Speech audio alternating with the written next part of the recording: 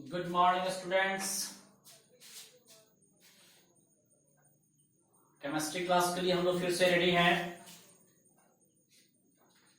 हमने पिछले क्लास में आपको एक होमवर्क दिया था न्यूमेरिकल के रूप में। प्रश्न था एनसीईआरटी का 45 ग्राम इथिलीन ग्लाइकॉल को 600 ग्राम जल में मिलाया गया। विलयन के हिमांक अवनमन और हिमांक की गणना करें। फिर से प्रश्न सुन लीजिए एक बार। 45 ग्राम इथिलीन ग्लाइकॉल को 600 ग्राम जल में मिलाया गया। विलयन के हिमांक अवनमन और हिमांक की गणना करें। ठीक है, देखिए जहां तक बात है दिए गए पदार्थ का द्रव्यमान कितना है, तो इथिलीन ग्लाइकॉल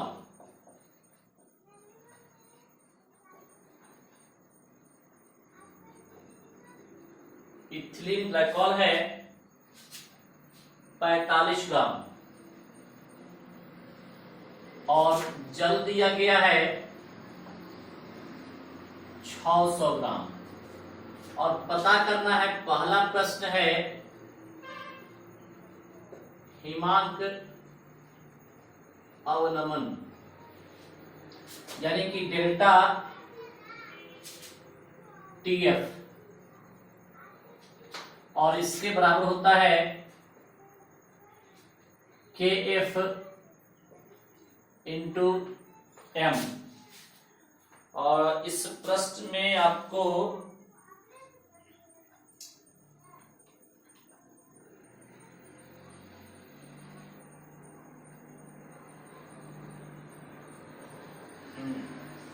के एफ का मान जल के लिए ये ध्यान रखना पड़ेगा, दिया हुआ नहीं है। जल के लिए के एफ बराबर होता है 1.86 केल्विन केजी प्रति मोल। इतना आपको दिया हुआ है और प्राप्त करना है आपको। ये पहला ये प्राप्त करना है और दूसरा प्राप्त करना है हिमांक की गणना कीजिए, टी एफ। ये क्या है, इसकी गणना करनी है। तो यहां पर हमको ये निकालना है, तो ये तो दिया हुआ है, यहां से निकालना पहले हमको एम है। तो एम बराबर क्या होता है, विलेय के मोलों की संख्या, विलेय के मोलों की संख्या और डिवाइडेड बाई विलायक का द्रव्यमान केजी में, ये सूत्र होता है। और विलेय के मोलों की संख्या बराबर क्या होता है, तो दिया गया द्रव्यमान बटे आणविक द्रव्यमान डिवाइडेड बाई केजी में जो दिया हुआ है 600 ग्राम, और यहां पर इंटू हो जाएगा 1000 ग्राम प्रति केजी।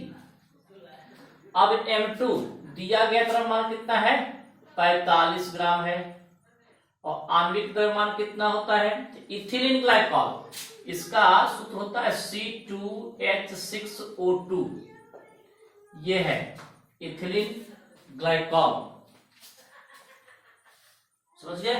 तो यहां पर देखिए कार्बन का 12, तो 12 गुना 2 और 1 गुना 6 और प्लस 16 गुना 2, तो 12 गुना 24 और प्लस 6 और प्लस 16 32 बराबर हो जाएगा। यहाँ पर 2 6 2 8 4 12 के 2 हाथ में रहा है 1 3 1 4 4 2 6, 62 ग्राम प्रति मोल, यानी कि 62 ग्राम प्रति मोल गुने 1000 ग्राम प्रति केजी डिवाइडेड बाय 600 ग्राम।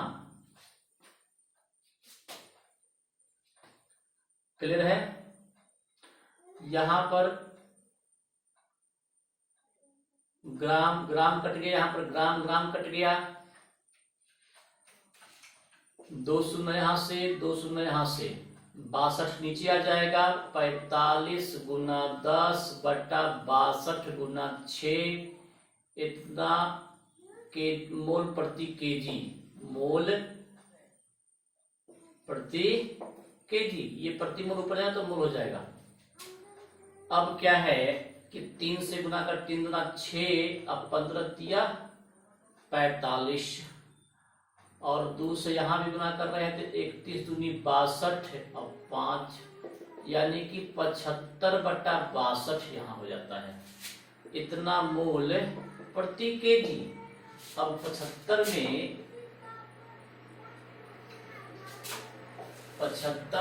62 से भागा दे रहे हैं, एक मर्तबे में 62, 13 बचेगा, 0.2 मर्तबे आपको 124 हो जाएगा, यहाँ पर 6 बचेगा, 0.0 यानी कि 1.20, इतना मोल प्रति केजी। अगर 0 को हटा करके हम करते हैं तो 21 हो सकता है, यहाँ पर मोल की संख्या 1.21 निकल सकता है, ये ध्यान सकते हैं।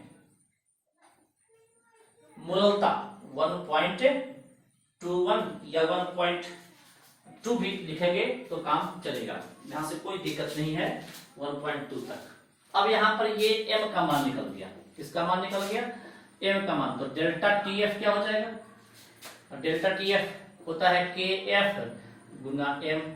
KF का मान कितना है 1.86 केल्विन केजी प्रति मोल, और m का मान कितना है 1.2 मोल प्रति केजी।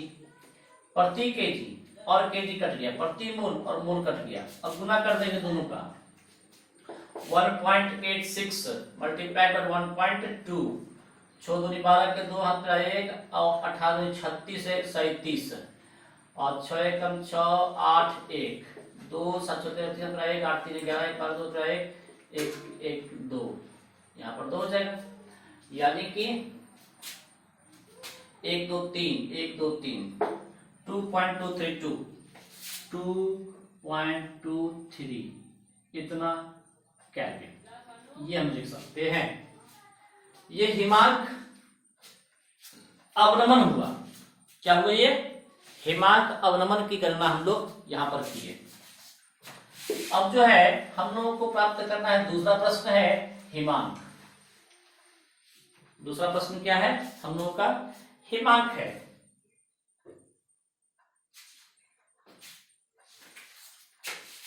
ये पहला था, ये क्या है, ये यहां से हम लोग पहला निकाले। अब दूसरा निकाल रहे हैं, हिमांक बराबर क्या होगा, तो यहां पर देखिए डेल्टा TF बराबर होता है TF नॉट माइनस TF, ठीक है। अब TF नॉट माइनस TF यहाँ पर शुद्ध जल का है, या कि माइनस वाला इधर लाएंगे तो ये हो जाएगा आपका TF, और इधर प्लस वाले इधर जाएंगे तो माइनस हो जाएगा TF not minus delta TF। ये हो गया आपका TF बराबर जल का होता है 100 डिग्री सेंटीग्रेड, यानी कि 373.15 माइनस कितना है 2.23 इज इक्वल टू, यहाँ पर ध्यान दीजिए 2 हो जाएगा, 5 में से 3 गया 2, और यहाँ पर 11 में से 2 गया 9 पॉइंट, यहाँ पर 2 बच गया, 2 में से 2 गया 0.73, इतना केल्विन आंसर देख लीजिए। यहाँ पर जब आप देखेंगे तो हिमांक अवनमन जो है 2.23 केल्विन आया है, और हिमांक जो हो गया 270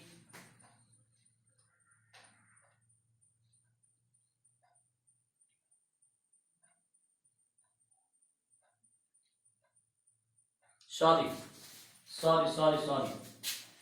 हिमांक की हम बात कर रहे हैं तो जल का हिमांक 0 डिग्री सेंटीग्रेड बराबर 273.15। सॉरी, वेरी वेरी सॉरी, मैं कल के थी चला गया। 270.92 इतना होगा। कल एक प्रश्न और थोड़ा सा हम जो ध्यान दीजिएगा, हम यहीं पर मिटा करके जो लिखे थे उसमें थोड़ा सा एक परिवर्तन और रहेगा। कल हमने निकाला था, कल का जो क्वेश्चन था वो था आपको, कल का क्वेश्चन जो था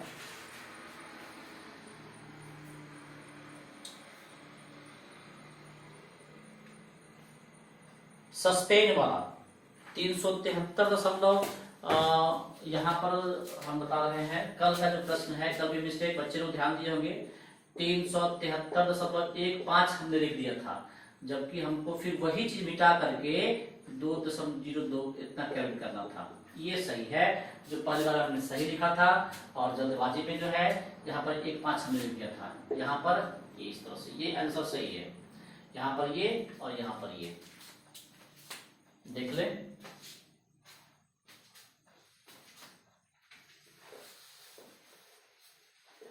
कहीं कोई प्रॉब्लम हो तो बताइए। साफ साफ दिखाई दे रहा है सबको?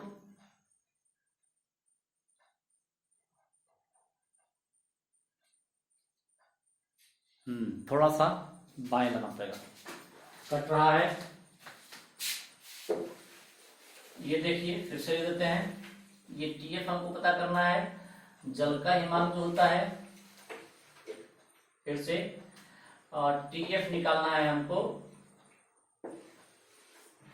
तो इसका जल का हिमांक जो होता है 273.15 माइनस 2.23, तो यहाँ पर क्या आ जाएगा, 2 हो गया, 5 में से 3 गया 2, 11 में से 2 गया 9 यहाँ पर 2 में से 2 जाएगा तो 0.72 इतना आ जाएगा। यही आंसर है। अब आपको सब दिखाई दे रहा है? हाँ, अब कोई दिक्कत नहीं है। 270.92 केल्विन हिमांक हो गया, और हिमांक अवलंबन 2.23। अब यहाँ पर ध्यान दीजिएगा, किताब जब आप देखिएगा तो यहाँ पर एक ही अंक तक निकाले हुए है 2.2, तो उस स्थिति में 95 हो जाएगा। ये ध्यान रखना है। चलिए, यहां तक अगर समझ में आ गया हो तो आगे बढ़ते हैं। इसके आगे आज हम लोगों को देखना है परासरण और परासरण दाब।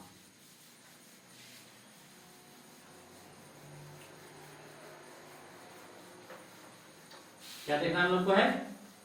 परासरण और परासरण दाब देखना है। हाँ बच्चों, परासरण यानी कि ऑस्मोसिस, यही हम लोग को देखना है। और उसके बाद देखेंगे हम लोग परासरण दाब, ऑस्मोटिक प्रेशर। तो पहले हम लोग चित्र के द्वारा समझने का प्रयास करेंगे। मान लेते हैं कि ये एक बर्तन है, एक पॉट है, जिसको एसपीएम से हम लोग इसको सेपरेट किए हैं। एसपीएम से किससे किए हैं? एसपीएम से। अब एक तरफ थोड़ा सा क्या है कि सीधा सा नहीं बना हुआ है,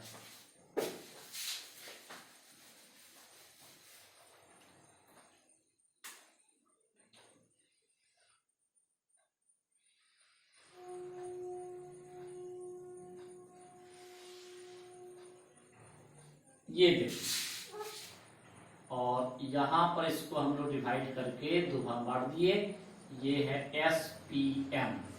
एसपीएम मतलब सेमी परमिएबल मेम्ब्रेन। अब देखिए, यहां पर जो है एक तरफ ले लिए हैं प्योर वाटर,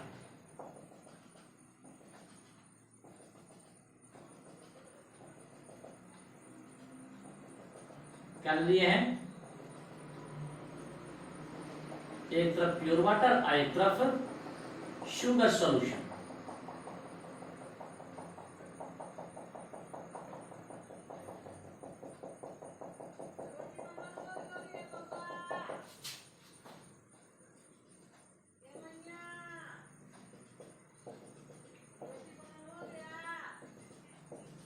इस तरीके से यहां पर आप देखेंगे, आप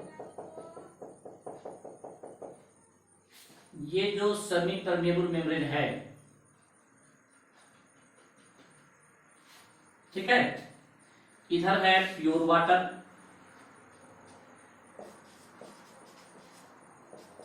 प्योर वाटर, और इधर है शुगर सॉल्यूशन।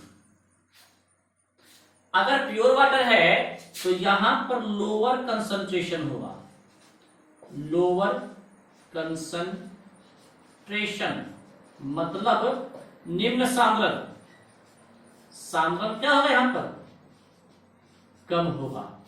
और शुगर सॉल्यूशन है इसके कंपैरिजन में, इसके कंपैरिजन में इसका हायर कंसंट्रेशन।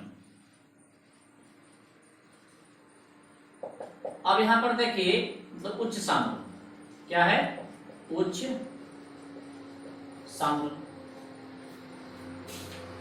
अब दो चीज हमको देखना है। पहला चीज हम लोग देख रहे हैं कि एक पॉट लिए हैं, पॉट में हम लोग देखें कि एक तरफ शुगर सॉल्यूशन है, दूसरी तरफ प्योर वाटर है।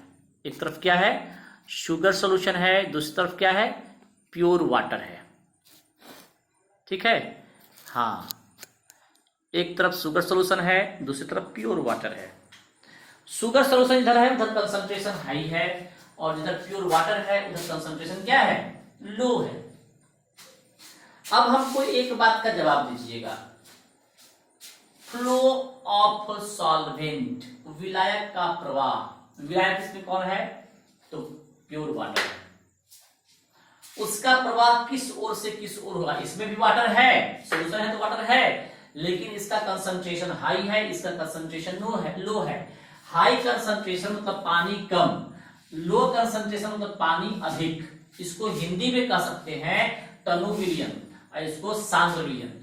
इसको और शुद्ध हिंदी में हम लोग जो यूज करते हैं, ये हो गया पतला और ये हो गया गाढ़ा। हम लोग जो अपनी भाषा यूज करते हैं, ये गाढ़ा हो गया और ये क्या हो गया, पतला। या फिर कह सकते हैं या वाटर ज्यादा मॉलिक्यूल है और यहाँ पर कम है, वाटर कम अमाउंट क्या है, कम है, तो इसी को कहते हैं निम्न सांद्रण और इसको कहते हैं उच्च सांद्रण। अब विलायक का जो फ्लो होगा इस ओर से इस ओर होगा, ध्यान दीजिएगा, इस ओर से इस ओर विलायक का प्रवाह, यानी कि सॉल्यूट का प्रवाह इस ओर से इस, सॉल्वेंट का प्रवाह, flow of solvent from lower concentration to higher concentration through semi permeable membrane, this process is called osmosis. इस प्रोसेस को क्या कहते हैं, ऑस्मोसिस कहते हैं। निम्न सांद्रण से उच्च सांद्रण की ओर विलायक का प्रवाह एक अर्ध पारगम्य झिल्ली से होकर होता है, तो इस प्रक्रिया क्या कहते हैं, परासरण कहते हैं। यही है आपका ऑस्मोसिस। क्या है ये, ऑस्मोसिस है। मतलब परिभाषा क्या हो जाएगा, निम्न सांद्रण से, निम्न सांद्रण से उच्च सांद्रण की ओर, उच्च सांद्रण की ओर विलायक का प्रवाह, विलायक का प्रवाह जब एक अर्ध पारगम्य झिल्ली, अर्ध पारगम्य झिल्ली, तो ये अर्ध पारगम्य झिल्ली क्या है, एसपीएम है, सेमी परमिएबल मेम्ब्रेन से होता है, से होता है। तो इस प्रक्रिया को, इस प्रक्रिया को परासरण कहते हैं। इस प्रक्रिया क्या कहते हैं, परासरण कहते हैं। देख लीजिए, कहीं पर समझने में कहीं कोई समस्या हो तो आप पूछ सकते हैं। हमने आपको लिखा है, एक बर्तन ले लिया और एक बर्तन में हम लोग देखे हैं कि दो भाग कर दिए हैं। एक अर्ध पारगम्य झिल्ली के द्वारा उसे दो भागों में बांटे हैं। एक भाग में चीनी का घोल है, चीनी पानी का घोल है, और दूसरी ओर प्योर वाटर शुद्ध जल है। शुद्ध जल जिस ओर है उसका कंसंट्रेशन बहुत कम होता है, और जिस ओर वाटर और शुगर दोनों है कंसंट्रेशन उसका हाई होता है। और तब सॉल्वेंट का फ्लो यानी कि विलायक का प्रवाह यानी कि जल का प्रवाह, यहां पर विलायक के रूप में कौन है? जल है। तो जल का प्रवाह निम्न सांद्रण से उच्च सांद्रण की ओर होता है, एक अर्ध पारगम्य झिल्ली से होकर के।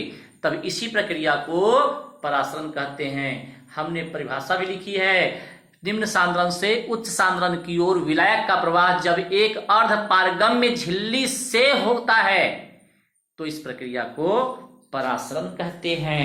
क्या कहते हैं बाबू लोग? परासरण कहते हैं। अब मान लेते हैं, एक एज्यूम कर रहे हैं कि इधर से इधर प्रवाह हो रहा है। अब एक पिस्टन के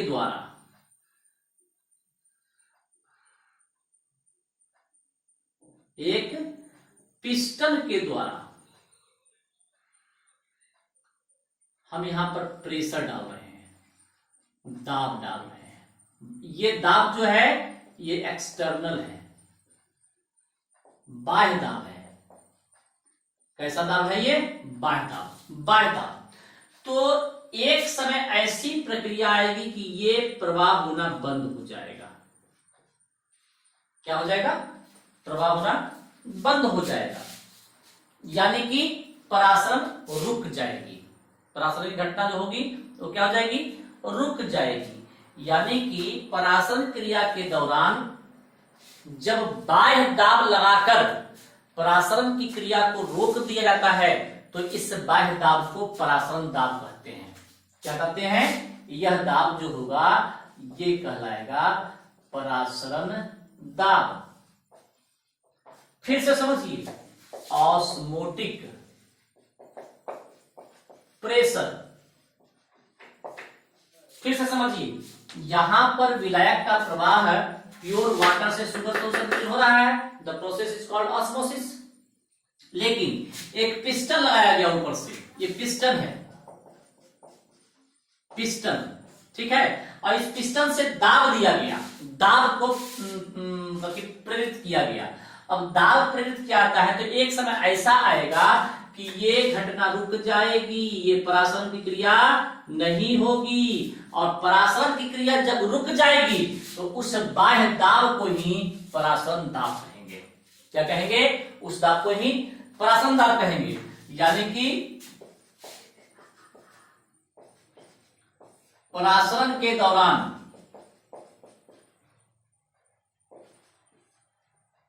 यदि बाह्य दाब द्वारा परासरण को रोक दिया जाए, रोक दिया जाता है तो बाह्य दाब परासरण दाब कहलाता है। परासरण दाब कहलाता है।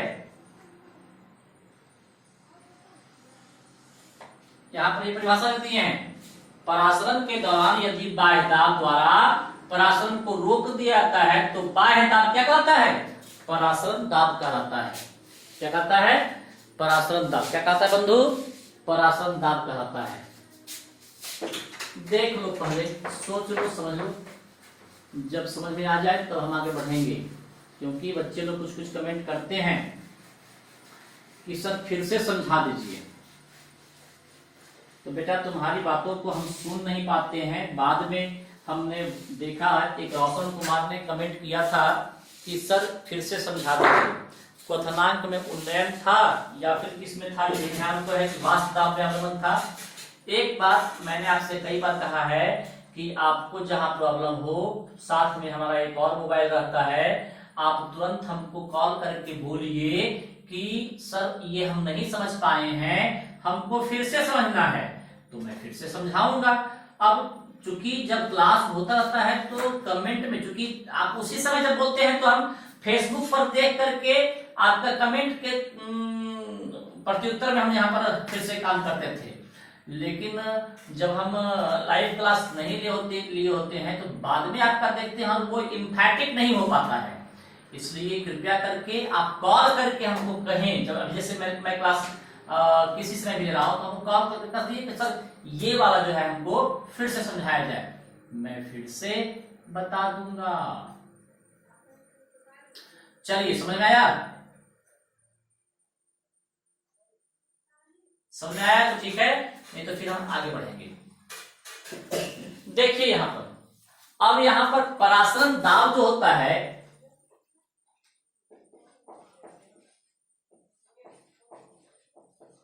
इसको पाई से सूचित करते हैं।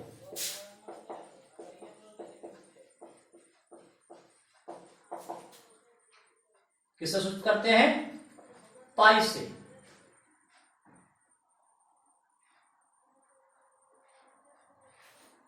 पाई से सूचित करते हैं। समझ के बताना होगा, आवश्यकता पड़ेगी तो इसको हम दोबारा समझाएंगे, इसलिए डरना नहीं है।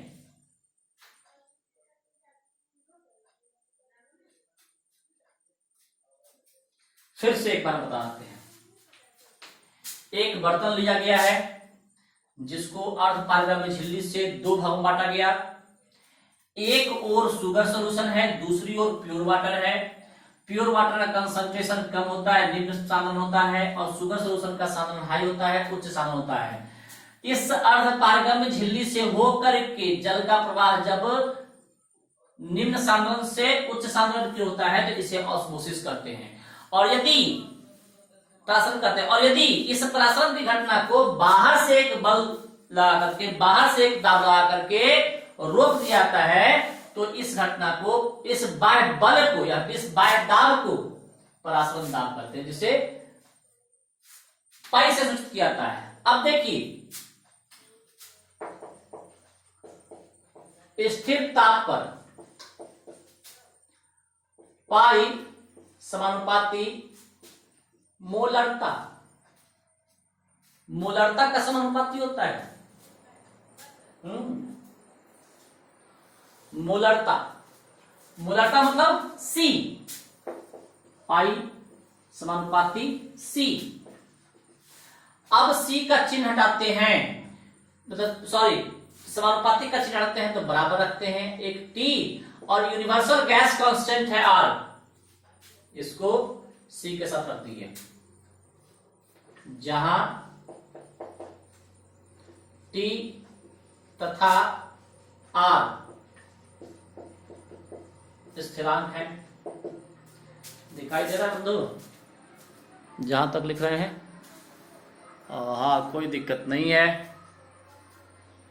देख लो, फिर से समझ लो। परासरण दाब को पाई से सूचित करते हैं। किससे सूचित करते हैं बंधु? पाई से सूचित करते हैं। अब पाई जो होता है स्थिर ताप पर, स्थिर ताप पर मान ले कोई ताप दे दिया गया है, स्थिर ताप पर ये परासरण दाब जो होता है मोलरता का समानुपाती होता है, यानी कि पाई समानुपाती M, M फॉर मोलरता, मोलरिटी, जिसको हम लोग C से भी लिखते हैं, यानी कि यहां पर पाई समानुपाती C, समानुपाती के चिन्ह को हटाएंगे तो T और R रखेंगे, जहां R गैस नियतांक है। क्या है? R गैस नियतांक है। अब यहां पर देखिए, C को हम लोग क्या लिखते हैं? T R, मोल की संख्या बटा विलयन का आयतन, मोल की संख्या N2 बटा आयतन V, और V किसके लिए यूज होता है बताइए? थोड़ा सा इधर इस तरफ करते हैं।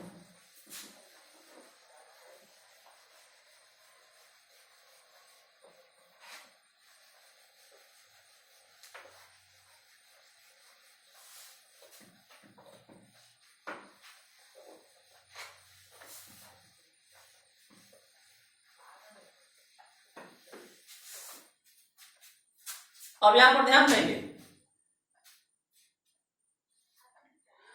N2, ये जो N2 है